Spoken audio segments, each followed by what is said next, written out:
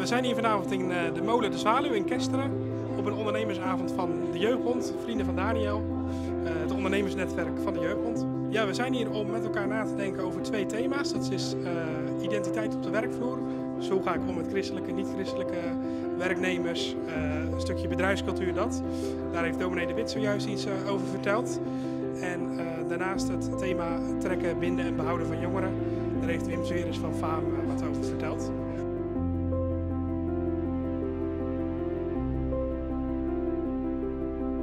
Ja, wij organiseren deze avonden om ondernemers die de Jeugdbond steunen meerwaarde te bieden. Door middel om met elkaar in gesprek te gaan over deze thema's.